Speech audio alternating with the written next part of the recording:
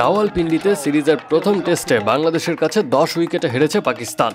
এই হারকে বিব্রতকর বলে মন্তব্য করেছেন পাকিস্তানের সাবেক প্রধানমন্ত্রী ইমরান খান। ক্রিকেটে এই ধসের দায় বোর্ড এবং বোর্ডের চেয়ারম্যান মহসিন নাকভিকে দিয়েছেন তিনি। নাকভিকে দুর্নীতিবাজ বলেও আখ্যা দিয়েছেন।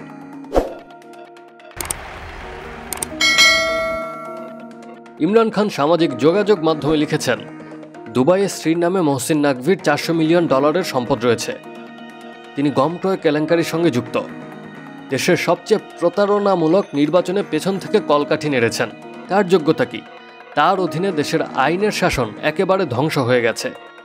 খাইবার পাখতুনখাওয়া ও বেলুচিস্তানে প্রতিদিন মানুষ মারা যাচ্ছে। পাঞ্জাব পুলিশকে দায়িত্ব দেওয়া হয়েছে পিটিআই ধ্বংস করার।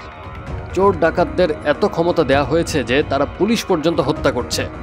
নাকভির বিরুদ্ধে 2008 সালে ন্যাশনাল অ্যাকাউন্টেবিলিটি ব্যুরো তদন্তে নেমেছে। পাকিস্তানের লোকজন একটা জিনিস উপভোগ করত, আর সেটা ক্রিকেট, যা ধ্বংস করা হচ্ছে বলেও উল্লেখ করেছেন ইমরান খান। তিনি লিখেছেন, টিভিতে দেশের মানুষ আনন্দ নিয়ে একটা জিনিস দেখত, তা হলো ক্রিকেট। কিন্তু বোর্ড নিয়ন্ত্রণ করতে অযোগ্য লোক এনে বসানো হয়েছে এবং ক্রিকেটকে ধ্বংস করা হয়েছে।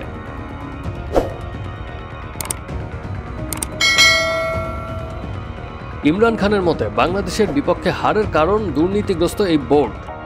তিনি আরও লিখেছেন, প্রথমবার আমরা বিশ্বকাপের সেমিফাইনালে উঠতে পারলাম না।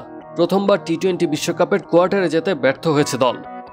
এবার তো আমরা বাংলাদেশের কাছে বিব্রতকর হারের স্বাদ পেলাম, যা ক্রিকেটকে আরও নিচে নামিয়ে দিল। 2.5 বছর আগে এই দল ভারতকে 10 উইকেটে হারিয়েছিল। এই 2.5 বছরে কি এমন হলো যে বাংলাদেশের কাছে 10 উইকেটে হারতে হলো? সবকিছু এভাবে ধ্বংসের মূলে ওই একটা প্রতিষ্ঠান, অ্যাকশন স্পোর্টস।